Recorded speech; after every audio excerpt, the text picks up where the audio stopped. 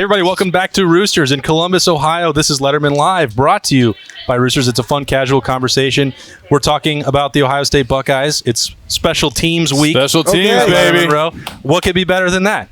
Who doesn't love special teams? Right? You guys played for a coach that said the punt is the most important play. I mean, that's how we grew up or were brought up as youngsters. The punt is the most important play in football. So true. Why is that, Justin? Why do they say that? I don't know, because I didn't think it was the most important play in football. You don't think a quarterback who's throwing TDs out there is going to say, let's do that. That punt is way more important than what I just did. Give me 2 runs up the middle and then play action. We'll punt this out of here. That sounds Field great. position, man. Yeah, well, that's what it's about. That's why, right? And it's also... But if you have an offense that can actually move the ball and do some stuff, you don't have to really play the field. But there's a lot of things that can go wrong because now I got to snap a ball 15 yards back. I got to block people. There's a lot of communication on the line, right? That you would know more about that. I never blocked for a But here's what you do when this is actually my failure as an athlete, as a football player. Like, I hated special teams. So when I was at the Air Force Academy, I long snapped, right? But then I didn't play anything else except from the beginning of my freshman year. I played special teams, but then once I was starting, I didn't play anymore. Then I got to Ohio State, and it was like, okay, you're going to be on punt, and I remember my first punt rep, like it was just dog crap, right? So guess who never got on punt ever again, right? So I feel like you might have done that on purpose. Yeah, I don't know. Probably. But to the point being that it was a detriment to me going into the league because I wish I had that skill set of being a really good special teamer because, again, it's not the identity of being a linebacker, not your position, but D-line, linebackers, we all can add value on special teams, and the more value that you could add to a ball club, the greater opportunity you have at playing the position that you want to play, right? So I messed that one up on me. But anyway, Special Teams Week is when super you got special. to the league, I mean, did they have you doing teams. every? I mean, you played special teams. Like you got no choice, right? You learned how to do it, and you made it happen. Right, and that's it really is the means to the end, right? So I'm going to go look at John Simon. Like, he gets his crack in the league. He's starting on special teams. Then he gets into the right situation. Then he starts starting. He had a great year in Indy. For some reason, they didn't keep him. Boom, then he finds his way into New England. Now he's just starting outside. Nate Ebner up there's made a living off of playing special Absolutely. teams, right? And then you got Jake McQuaid, right? Long snapper in the Super Bowl. Like, he's been doing it for like 12 years now. Nuts. But again, at the end of the day, it's always about how do I add value as a football player, not how do I add value as a linebacker. Quarterback position, again, different, right? That's all they do. No doubt. But it's like in all the other 21 spots, it's like how do I add value? And that's why talking about the special teams is so important because I'll explain why later. So continue to go. This is Justin Zwick and Anthony Schlegel, by the way. All right, we jumped right into so much excitement about special teams. Can't control it. And I always thought that was so funny just to hear that sort of trestleism that the punt is so important. I mean, it's a complicated play, and it does cover a lot of ground. Every play in football is important. But it's just nuts, especially because you don't even want to punt in the first place. No, but it's almost like the offenses that we ran back then, we're almost like that's what they wanted to do. Field position and defense. I mean, they wanted to go score, but they wanted to play great defense, and they wanted to win the field position game. And if something happened good on offense, great. If not, we're okay punting it. And we had good punters back in those times. Like, we still do today, but that's just his philosophy, and won him a lot of football games. So, field position, man, and it's a lot easier to pick and choose like what an offense is going to do when you got them pinned, right? So they talk about, and it goes back to the numbers. If a team has the ball and they're inside the 40 coming in, going your way, right? Here's their likelihood. And again, it's like, okay, listen, if we have a great defense and we're going to play ball control, and we know that the team that wins the rushing battle, the team that wins the turnover battle, and the team that wins the field position battle, usually wins the game. Or right? if you get one blocked punt, what that means. Like that. Urban had all these stats when he was here with the special teams. Right. Sort of what you're talking to with the successive drives, what it means to block one punt, block one field goal. I mean, that dude was as invested in special teams. We talk about Tressel and the value of the punt. Urban was as locked in on special teams and finding edge there as anybody. I think what he did was he took the special teams mentality juice meter to another level, right? Like, we talked about how important it was. But I can honestly tell you the way that we trained special teams under Coach Meyer was different than how we trained it with Tress. And right, wrong, or indifferent, but I think he kind of embodied the sense of urgency and the impact of what great special teams play can do, especially in big-time games, right? In big-time environments, and that's why he was so focused on it. And consequently, you've had a lot of guys leave here that are really good football players that started as really good special teamers, of which this year we have one of our best receivers, Chris Olave, is that type of guy. Predecessor, Terry McLaurin, right? Like, et cetera, et cetera. So the kids know the value, and I think it sets them up for the long haul in their professional career as to knowing how do I make a roster. Yeah. I think that's one of the things that might have been different when in our time there. Like, I don't think guys were looking at special teams like Schlegel. You know, he didn't want to be on special teams. Like, that was something, if you were playing and you were starting, you didn't want to think of that. Now they're seeing that happen more, where these guys maybe start out there and they're doing really good on special teams, and they start getting some more playing time, and then they go to the league and they just continue to make it because they can do extra things and they go hard at it. And I think it put a more of an emphasis on, hey, we got to be more well-rounded of athletes to do a little bit more out here to make ourselves look better down the road when we get our job interview in the profession we want. I think there was a mindset too, Schlegel. You remember this. Urban and Ryan Day are not the only coaches to ever do this. Maybe Tressel did the same thing. I don't remember, but they called them starting jobs on special teams. Right. You're the starting gunner. That's a position that Devin Smith really wanted. You were talking about the guys that have passed it down. Devin Smith, Terry McLaurin, Chris Olave. I mean, those guys, Jeff Okudah did it. Those guys really wanted. I don't think Santonio Holmes was doing a gunner on punt. Yeah, no, because it was like, okay, they treated it as if it was, the starting unit that's the third one and not a punishment to be lined up on special teams. Yeah, it was a big time deal. I remember when we had Friday walkthrough, and they called up the special team, like, number one Ranger, whatever the case may be, like everybody, now, and it wasn't like a fake clap. It was like, they took a lot of pride in being that guy, right? As you're Mel going Tucker through, had him going, ready to rock back in the day. And so, that's, I think they've understood where the value is, and just like what they did, and Tress did this too, Tress was always a big guy. Like, the university is bigger than one person, and the team is bigger than one individual person. And he always did a phenomenal job of talking about the walk-on guys, the scout team, just like we have right now.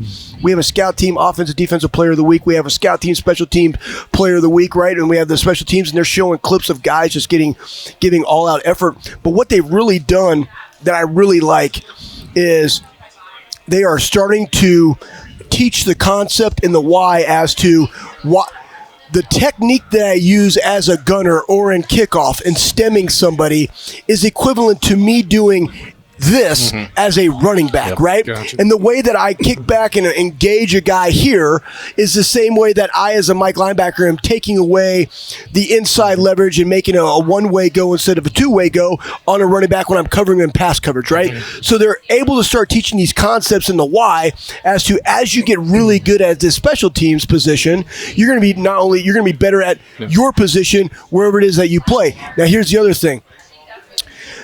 I think with Urban and what he did, right, making an emphasis on the winter conditioning and where you are on the board, they understand that every rep is a game rep, right? Preparation starts from the foot, it's the ball. So young guys now, ever since really 2012, and I can only speak recently because I obviously wasn't with Tress at the end there, but most recent memory, every opportunity that you have to compete and perform in front of your coach is an opportunity.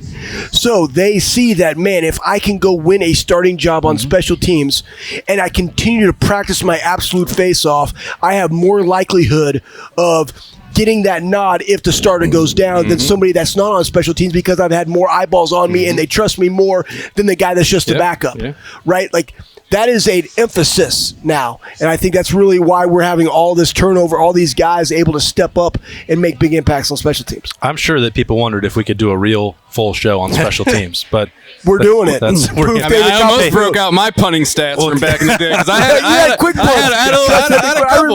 a couple pinned inside the 10. I think you really started this whole thing. Cam Johnston, Drew Chrisman. It all started. It all started right here with Justin in the deep shotgun. In the deep shotgun.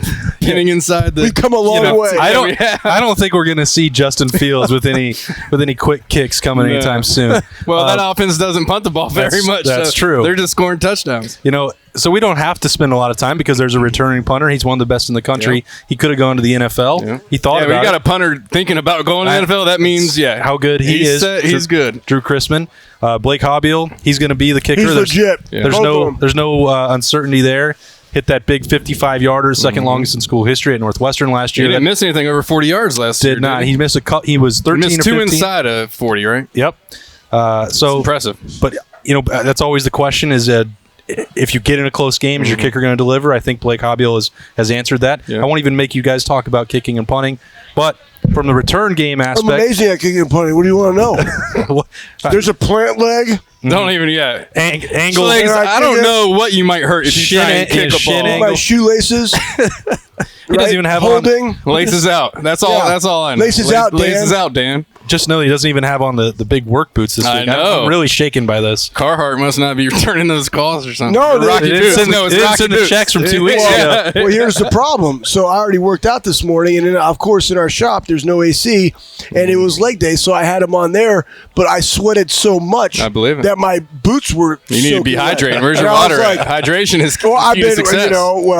I am well hydrated, but okay, all right. I'm just making sure, just checking on you. But no, that's real. That's why I don't have them on, and I changed my clothes because I was soaked. Thank you. And I got look what I got. I got some Tri-Blend nice T-shirt, shirt, super snazzy, kind of salmon. The original throwback logo, love it. Yeah. All right, so all right, keep talking. Here's the most unbelievable thing. Every year now we're talking about it.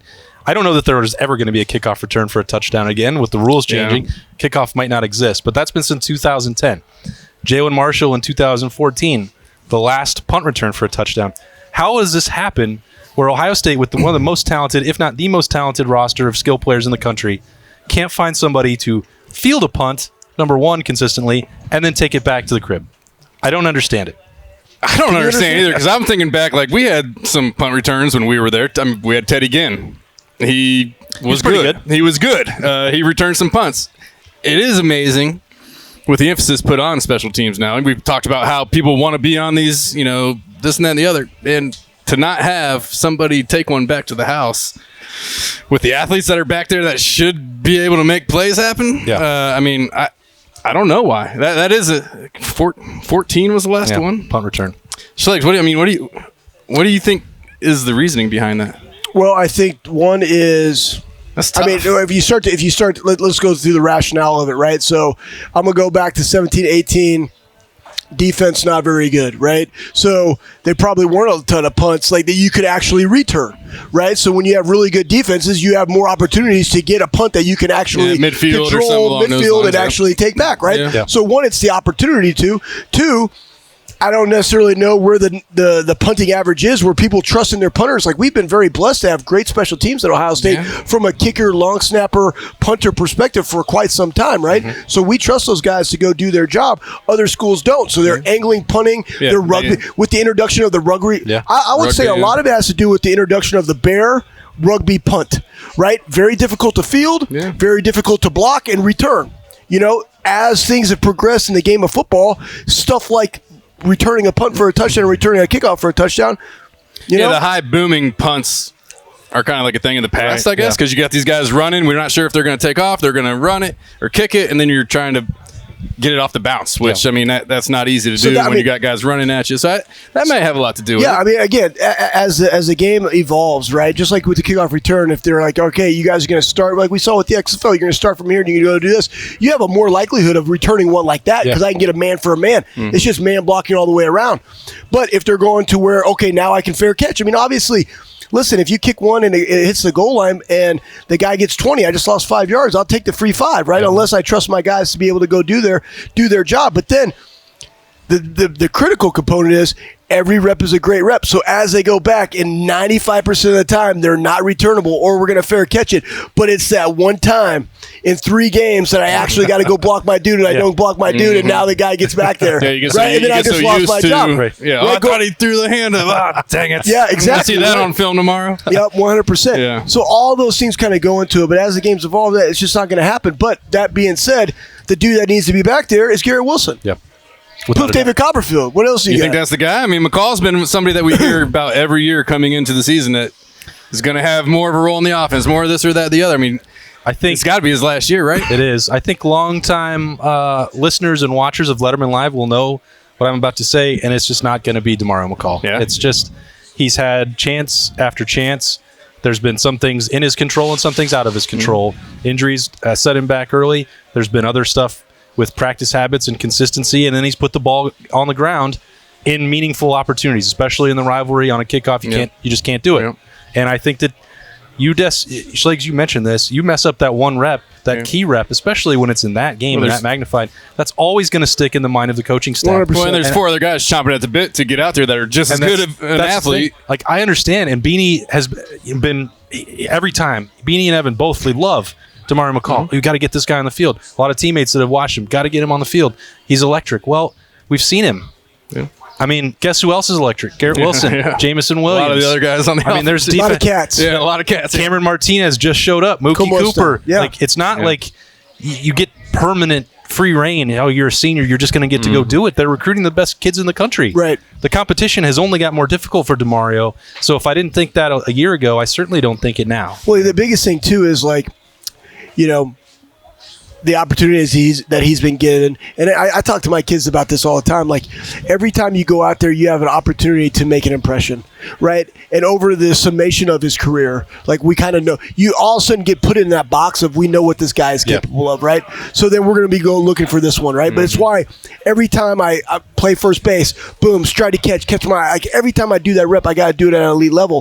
Why? So when called upon in the game, 2 outs, I can make the play, right?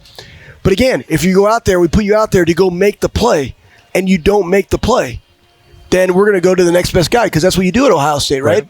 So, again, it doesn't matter who's going to be back there. The biggest thing is don't turn the ball over, and when you got to play, go make the play, right? Like, if we got it set up, like, you can't waste the home run opportunities. And I remember there's a couple times last year where we had an edge, and we didn't get to the edge, right? We did, like, trust what we're doing. But you know what? Guess who else we got back now? Kerry Combs. And Kerry probably – boom, special teams guy. Like, the guy has so much juice on it, like, he can take that. Yeah. He can take that responsibility. Now, I know he's defensive coordinator, but he's going to have his handprint on the juice meter. And he's also going to be able to tell these cats firsthand, this is how you make a team in the NFL. Exactly. You get on these things and you play your heart out and you show everybody what you can do there and then when you get on the field for the defense or the offense. All right, we're going to take a quick break here. There might be the bad news portion of the show. We're talking about what's happening with teams shutting down. What teams? All right, talk about it. I don't even know. We're going to break. Okay. We're going to go to break. You're going to eat a little bit. You're going to feel better. Giving us the break. We're going to be right back on Lettermen Live, brought to you by Roosters. Hey, everybody, welcome into Roosters, my favorite spot on Olentangy River Road. A fun, casual update with our good friend Nicole Cox. It's July, and we've got some special promotions going out to get people out and enjoying the good food here. What do we got coming? So we're very, very excited about this. We've been wanting to do this, ever since all of this change has kind of started. We are doing a thank you celebration to everyone. To us, everybody in the community is a hero, truly a hero. From moms and dads to first responders, healthcare workers, everyone to us is a hero. So we want to thank everyone and all of our loyal guests for their beyond generous support during these difficult times. And so we're doing that by offering 20% off for dine-in and carry-out to everyone every Tuesday in July. So you come in and basically it's a day we just want to celebrate everyone, celebrate all the heroes, show our appreciation to the community, and we're doing that by offering 20% off. I like that it's both because some people still aren't ready to go out and eat, and that's fine. So the carry-out's been working, got the online ordering going. Yes. But you guys have also been doing, because we've been in here now for, 5 or 6 weeks, inside tables spaced out, all the servers wearing masks. We've been sitting on the patio, which is always open. Come sit out here if you can. So you guys have all those bases covered to get people any way that they want out here. We are doing the best we can. We're following the guidelines. We are going above and beyond with sanitation. And we just appreciate everyone just bearing with us through all of this and their support, because it's a change for everyone. So we thought we'd add some excitement and throw some celebration in there. We really want this to be a celebration of everyone. Yeah. And so, every Tuesday in July, 20% off based to everyone. And you still got, the golf tournament might be coming up. Roosters Foundation still trying to find ways to stay active in a really interesting We really time. are. We've decided we are still going to have our annual charitable event of the golf outing, and we've gotten the same sponsors we've had every year, and a huge thank you to all of them. So they've been wonderful, and we will see how it goes. It's going to look different. Hey, we all have to get creative right now, but it's really awesome what's going on here. July, Tuesdays, don't miss it. We're obviously here on Mondays, but if you can't join us, come the next day. It might be better that way anyway. A little bit cheaper and save some money and still get the same great food. Nicole, always great to catch up. Come take advantage of that at Roosters, a fun casual joint all month of July. All right, hey, everybody, welcome back to Lettermen Live, brought to you by Roosters, a fun casual conversation. For the first time, the big man's back. We bulked up. Doug Worthington's, he's here. We know the size here, but now we've got Michael Bennett. We're going to get a real defensive line growing here at some point. Mike, it's good to see you. I wish you were still in the league. It's good to be back. I was ready to be done. Okay. But it's good to be back. I missed everybody. There you go. Missed you Well, too. tell them what you're doing. You're doing what? You're finishing what? Thank you. Finishing up my degree. Only took a quick 10 years. Finishing up my degree, and then I decided, it took 10 years for the first degree. I should go get a couple more. Okay. So I'm studying for the LSAT. And Nice. Going to see what law school has to offer. There you go. What about Smart the man. GMAT? And the GMAT. Well, I don't want to tell everything. Because you can do a can't tell JD, all the moves. MBA. You do that. Yeah, I mean, that's real. One That's thing real. at a time. Yeah. Do not call my man MBZ. No. A lot of work, a lot of schooling. But I liked this guy, being a defensive lineman, watching him grow up. And I told him we didn't even reach out as much as we probably should as his old heads. But he had a great career, and, sad that it's in, but, your head is on straight, so that's awesome. I appreciate that, Much man. power to you. Definitely. It was great, I remember getting the insight from you as a player. You always explained it well. That's why I really wanted you to help out as much as you could once you got back. But you came in and sat down. You're like, oh, Schlegs is coming? I got a feeling there must be some stories in the works with you and Papa Schlegs. Schlegs is my guy, I remember him from freshman year to once Coach Meyer got there. Schlegel was one of my favorite coaches of all time. There you go. Why is that? Why? Because you're a nutcase. You're a crazy person. That's all it is. That's it. I want to like it. He's crazy. There you go. Yeah, He fair enough. contributes to the Crazy person, madness. but a good guy. Yeah. He's been there before, so it's awesome to have a coach like him. Yeah. I can imagine, man. I had him as a player. I That's can't what imagine did. what that was like, man. It was. It's one of those. I was telling you, man. We had all these guys with these long hairs, these linebackers, AJ, him and Bobby. Personalities all different, but it was fun to see them work and how they bonded. As a young guy, I didn't really get a chance to play with them, but just to see those guys kind of allure was pretty dope. It was cool. And that's the beauty of coaching, right? And coaching is watching Michael when he first comes in, and then what does he need, right? The art of coaching is having a relationship, understanding what the guy has to do to be able to compete, right? But then also being able to work with him when he's starting and he's on the field and hey, I got this that's banged up, I got that. Right. Great, we're gonna do it. You know what I mean? We're gonna switch things up.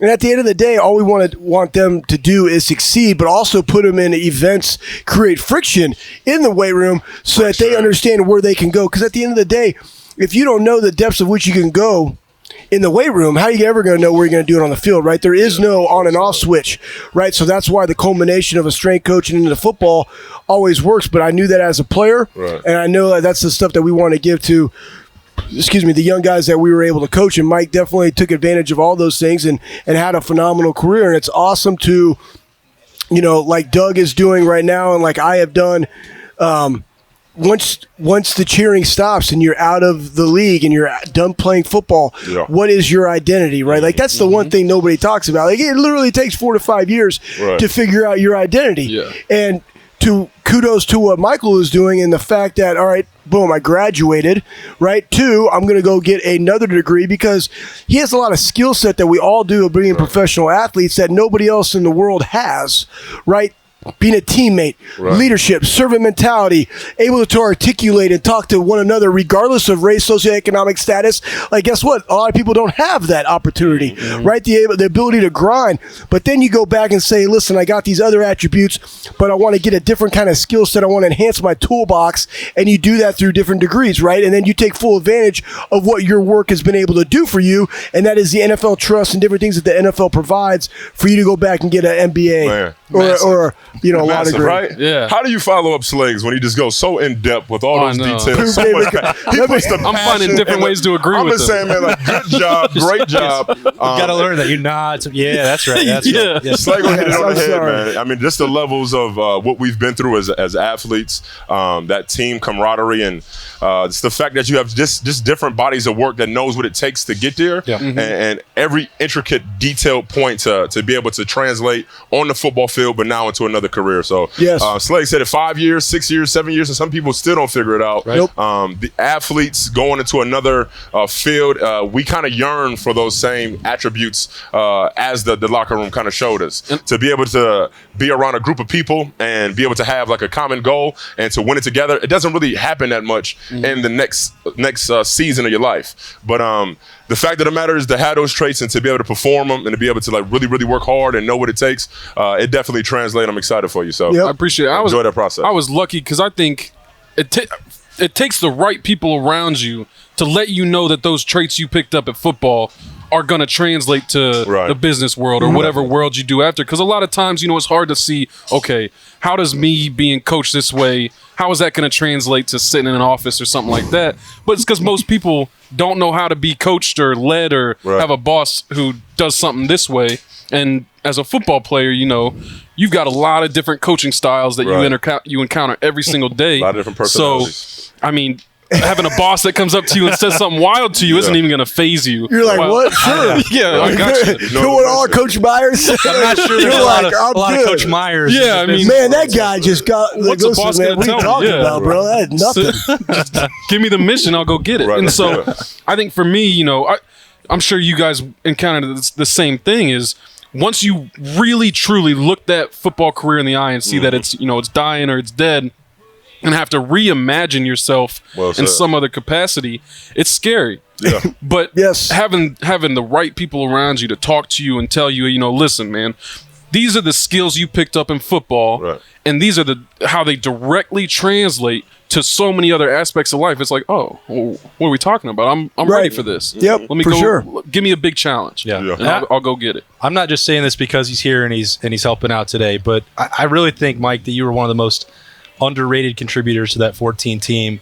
The impact you had was phenomenal. I see the trophy on your arm right there. You Got to put it. Yeah. I know that you don't care about this stuff, but I think when we get into these all-decade teams, and we had that argument a few weeks ago about the all Buckeyes against all Big Ten, I never feel like you get enough credit for what you did. So I just wanted to say that as part of the show because you were phenomenal to cover and watch that year. That's I it. appreciate it, man. I know Doug will tell you Schlegel doesn't have this mentality, Yeah. but if you're a D tackle, you're not. You're there to grind. Right. It shouldn't be. If everything's perfect, then yeah, you're Aaron Donald and people are writing magazines about Right, you. right. But you're there to let the linebacker go run over top and go make the play. Yeah. So, I mean, you can't be that person looking after the limelight and all that kind of stuff. You got to get your kicks from just beating the crap out of the man in front of you, Right. or not getting the crap beat out of you by the two people trying to get you. So, I mean, it comes with the territory. Be careful talking about Schlegel's mindset like that. You don't want to get him going. Hey, I know how Schlegel was. He probably like, hey, just Listen, take the double team. first Just off, take the double team. No, I had to go take the double team so that AJ would come around. But at the end of the day, it's just do your job, Right. right? Do your job well, man. And whenever called upon, right, I'm going to respond to the level at which we've been trained. Exactly. So if I got to go take, how the league is, like you played a 3-4, no, it's go take the double team off the D lineman, Yeah, right? So, I mean, it's a completely different ball game, It you know is. what I mean? Right. So it's like, at the end of the day, everybody's got to go do their job. And I tell you what, that 14-year defensively, man, it was really, really special. It was. All right, so I think that this is a team right down the street that has national title aspirations, can easily win it. They're back to practice, their walkthroughs, they've got 20 hours. All of this stuff is so weird. Weird. Rutgers and Michigan State shut down entirely over the weekend. Why? They had 6 positive tests at Michigan State and 2 staffers, and now the NCAA is suggesting that with contact tracing, which is basically an entire team at this point, that 14 days you got to shut it down. I don't see how there's a way forward at this point. Ohio State is on track. They're doing everything that they need to do, but to look at the big picture right now, with the way that they're attacking walkthroughs and training camp on the 7th, and you have everything completely under control in Columbus, but 2 members of the Big Ten can't even practice right now. That's huge. I'm just having a hard time seeing the path forward. Yeah, do you, push the season back just because those guys got quarantined for 14 weeks. The biggest thing when it comes down to camaraderie, we talk about, Michigan State. What's my guy name? The new head coach? Mel Tucker. He actually recruited me with Mike Daniels, man. Rest in peace. But it's one of those things where, in the beginning of that transition into this, everybody has questions, everybody has doubts. For you being a young coach, trying to have those guys rally behind you, you need some camaraderie. You need to be in there. And the fact that you guys got to disperse for another 14 days. Yeah. Now, what does that look like? Is there Zoom accounts going crazy? Are they doing different things in their living rooms? Are they getting with position coach and just going over schemes? There's a way that you can get good, outside of the facility, but it's not the same as getting contact. And contact has to happen, right, Mike? Yeah. Like when it comes down to the inside of things, we don't get all the glory, right? We take on the double teams. We're spitting on each other. I was talking about Mike. I remember playing against Indiana, and the running back had my contact on his face. It happens like that. So it's one of those things where we have to appreciate what we're trying to accomplish in a pandemic, right? This has never happened before. I'm sorry for the guys who have to deal with this, because there's a lot of mental things that goes into the fact that you can't have this routine and some normalcy. Those kids have to be locked up in a bubble. Everybody who comes in contact has to be checked and get their little thing on their forehead, and just everything is different right now. So we got to appreciate it, but at the end of the day, it's going to be very hard to have some normalcy. It's going to be very hard at any type of sports without trying to weigh out all the options. So it's tough. I hope we have it, even for my high school kids. I don't know about it, but it is it's a challenging time. Go ahead. I'm gonna throw a different spin on it. Please. I'm working backwards from the conclusion of we are not gonna not have Ohio State football. Okay. So I don't know what that's gonna look like. Maybe Rutgers says we can't do it. Fine. Ohio State will play whoever they gotta play to make it up. Sure. Ohio State, Sisters of the Poor, they're playing. Whoever it is. Notre Dame. Yeah. I can't imagine a world where Ohio State does not play college football. So, whatever they have to do to get to that conclusion, to get to that final situation, they're going to figure it out. I don't know what Michigan State's doing. I don't know what that is, but going into football, like Doug just said, you're going to get it. If somebody's got it, you're going to get it. Yeah. And it's, about accepting that and getting the systems in place that, okay, if someone does get it, what do we do? Yeah. How do we get that kid safe? How do we help them recover from it? How do we make sure they don't infect other people? And then we keep going about our business, because that is football. Is no matter what happens, no matter, this person goes down, it's next man up. Coronavirus doesn't change that. I don't remember who brought this up to me recently, but it's really stuck in my mind, where you're thinking about, Michael Jordan and the flu game, or the number of teammates that you guys have probably had who had something bad on Friday night and got an IV and played, and everyone says, look at this, it's a hero performance. He played through the flu. Right. Well, couldn't he have spread the flu to the guys on the field? Like, I don't But they don't have a vaccine. Everybody's scared about that. When they should be bending their knees, hydrating, and getting sleep. Right? This is the number one way to prevent the coronavirus: to wash your hands. That's true. No, but all seriousness, dadgum Marlins had 6 dudes, and it blew up really quickly. And they're trying to figure out, okay, games are being postponed and whatever. And now we're talking about, high schools shutting it down. I'm absolutely tired of people wanting to shut things down, and because they're too freaking lazy to have contingency plans. Like, grow up and be a man and a woman and have multiple plans, because when you just shut things down, then you want to put pressure on other people to shut their things down, so we can all be wrong together, which is what will happen. Okay? So, that being said, quarantine for 14 days. I just went to the daggum freaking dentist. I couldn't get any closer to having somebody checking my breath, coughing on people. Right. What did the daggum do? Boom. Here's your temperature, right? Again, I told you guys, I check my temperature every day. Like, I wear it all the time. I know how much I sleep. Like, there is ways that we're mitigating this. And also, hey, listen, if you're sick, right? Guess what? Stay at home. Yeah. Poof, David Copperfield. Stop sending your kids into Walmart. You know what I mean? Walking around, coughing all over everybody's stuff. But here's the other thing. Then we just had the thing with the basketball player in the bubble. Yeah, all right. So again, I don't know how good the food is at a strip club, but regardless of that point, right? All student athletes, all high school athletes, all parents of high school athletes, all college students and their family and their roommates all have a role to play in, do I want to play football? Right? It's all about where you go, who you hang around. Again, we are probably a little closer. But I don't have a temperature. I don't have any symptoms. You can be asymptomatic. Well, I've been asymptomatic then for a daggum entire time, right? But that being said, like I know where I am all the time, right? So we all have a role to play if we want to have these things. So just quarantining a team, the number one thing is Michigan State coming off a really bad year with the new head coach is 2 weeks behind the 8 ball. Yep. You ain't coming back from 2 weeks behind the 8 ball versus Ohio State or Penn State. Michigan, yeah, probably, but not these two, right? That's real. Rutgers, not even talking about them. Irrelevant. But relevancy in the East and the Big Ten. Right? So that's what it's doing. They are now at a competitive disadvantage. And here's what you say. Guys, if you want to put yourself in that type of predicament for the things that we had accomplished for this year, make sure you check yourself before you wreck the team. Yeah. Right? Because, honestly, I've said this before, everybody get the Gatorade bottle. Right. It's duct tape in black. Right? Go get it. No. Everybody do it. That's the Clemson plan. They should have done that 2 weeks ago, by the way. Mike, we're just playing the hits for you where I make fun of Rutgers every single week. That's true. I love That's it. true. Poof David Copperfield. But I just, I think step one, if you're working backwards, I'm going to take your idea. I like the way you think, though, Working because we backwards. are having it. You have to. If not, whoever made that I don't decision mind playing soft. the devil's advocate on this one, though. My thing is If you're eating, I'm eating. let's think of this. Play it backwards. What happened if the season gets pushed or something of that nature that is very likely?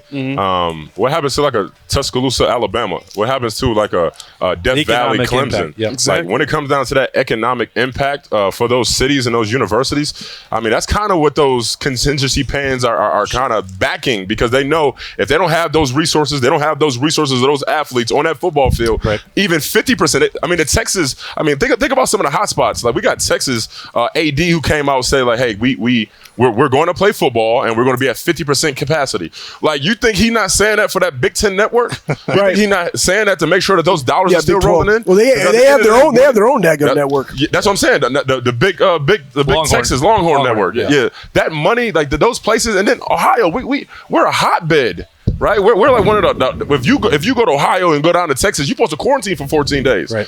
What what I mean? What does that look like traveling in and out of state? What the team is one thing. You can keep a team in a really plush hotel and give them some real good room service. But what about all those other people who is getting? You put those big robes on them or those big alien joints and just make sure that they feed their food in a different way. Like, what type of protocols do you put for the people outside? And then you got my guy Lou Will, who's Atlantic City, and then you got those. That's the professional side of things. But listen, we're in a pandemic. It's going to look different this fall. Those Magic City, Get your pools. Those Magic City wings Cornholes. got a lot of publicity over the weekend. There's probably going to be a real run of takeout from the strip club. So here's another thing I'm really hacked off about.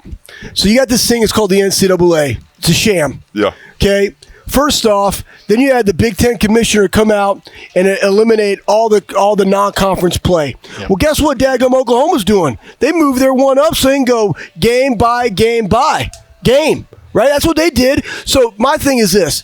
So now I got Oklahoma playing a 13-game schedule. I got the Buckeyes playing 10. I like that. I'd rather play 10 than 13. But here's the thing. Why can't they all just get in a room together and say, hey, man, here's what our plans are going to be if we want to have a national championship this year? That makes sense. Right? Let's sit down. Let's move our agendas aside and go talk to Anthony Gonzalez. That's why politics suck. Everybody has their own agenda. And guess what? It's all about them getting back in office, not about serving people.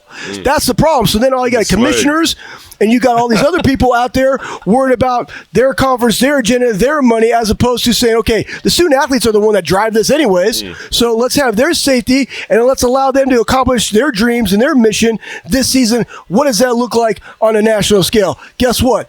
Boom. Plus play and let's go, and then we can adapt as we move forward in this pandemic, right? I want him on the head of the committee right here. He can bring him together. They don't have too many common sense. Plus, I don't speak professional. I just say poof, David Copperfield, bam, attack and dominate, bro, dude. You got the facts. I like it. You got the facts in the one-liners for sure. All right, I got to make all our Buckeyes.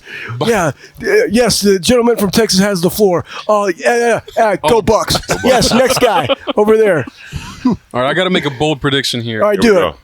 So we're seeing right now that the smaller programs, the programs that don't bring enough money in with football, they're having a hard time adjusting to this. I mean, we're seeing other colleges shutting down a bunch of different athletics programs just because it's not economically viable for them. But those big programs, your Ohio States, your Alabamas, your Clemsons, and the other 10 or whatever it is, everybody understands that for the cities that they're in, for the programs, for the players that are there, it doesn't make sense to shut down, regardless of what the situation is. It don't make dollars. It don't make dollars. Yeah.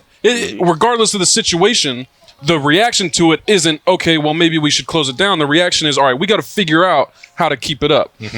This is just pushing the point that's kind of been percolating for a while now, that we need a conference composed of the 15 best teams in the country. Ooh, you about to take it there. You're talking about what is coronavirus forcing? All of this different stuff that coronavirus has been everything's been sitting under the blankets, and coronavirus is bringing it out. You can't tell me that people aren't looking at that saying, well, if we know that these 10 other places, no matter what, are not shutting down, and all of these, okay, we're not doing conference play, and now 3 people in my conference can't play, so Ohio State can only play 6 teams. Well, hell, let's go play Alabama. Let's go play Oregon. Let's go play Oklahoma. Let's go play Clemson. That's some contingency plans. It's kind of that's talk about contingency. I know. You're absolutely. It's harder than that. No, you're absolutely correct, because at the end of the day, that's why there's going to eventually be 4 conferences with 16 teams. Because not everybody can keep up with the Joneses. I don't care how many people donate to what, right? Like, they're going to go find the ones that want to compete and want to do it at something, and they're going to say, okay, here's the standard of excellence that everybody has to abide by when you come in this. But the NCAA has to. Again, I hope it's not them. Here's the problem with that, Schlegs, and I don't want to start a whole new show, because I think Mike is right. 15 to 20 is what we're talking about. If you're talking about 4 16-team leagues, I got news for you. There are not 64 teams that can compete with Ohio State, Texas, Alabama, Oklahoma. Well, again, it's fine. I know, but again, it's not just the MAC that the Big Ten is propping up. It's not just the Sun Belt that the SEC is propping up. It's the bottom half of the Big Ten. Rutgers 100%. Would not exist. They should not be in that league. No, they wouldn't. Maryland should not be in that league. They can't. Northwestern shouldn't be in that league. All right? It's brutal. The bottom half of the Big Ten is also being propped up by Ohio State and Michigan and Penn State. And so if you're going to cut it, then let's cut it. Let's have the second NFL, which is these 32 teams. Yeah, you got your farm. There you go, 32. I like 32. You got your farm leagues. I mean, take a lesson from the English soccer. Yeah. They got 4 different leagues of 15 to 20 teams, and earn it. You can have relegation. Why would I go to Michigan? You lose in soccer. Yeah. That's amazing. That's promotion and relegation. Props to you, bro. There are ways to do I didn't know you had that side to you. Hey, shout out to Brandon. That's the Brandon Beam influence. That's the Brandon Beam, yeah. There are ways to do it so that Ohio State isn't going and putting up 70 on Rutgers every year. I get that it pays Rutgers $1 million or whatever it is. Right. They don't do anything for anybody other than that. Like, well, it's really what it looks like. It looks like Ohio high school football, right? You got a 1A, 2A, exactly. 3A, 4A, right? You go win the state championship. You go win the national championship as a 4. We have all those different things because I completely agree with you. COVID is basically showing the schools that allowed other sports to have other sports. Right. Like they knew they were going to have to cut these at some time, and this just gave them the excuse to we can pass the buck on to because of COVID. Yeah. Right. Yeah. That's why we're doing it. But they automatically needed to go because they were sucking money out of the program for a long time. Boom! I see you, bro. Just coming in here. That's why doing my best. That's why Michael Bennett is in here. Doug Worthington, Anthony Schlegel, Jay-Z was hanging out early on. I'm just Austin Ward. I know we could keep going on this because we got a lot of ideas, but we also have to do a show next week, so we might as well hold on to something. This has been Lettermen Live, brought to you by Roosters. For all these guys, thanks for your time. We'll see you next week.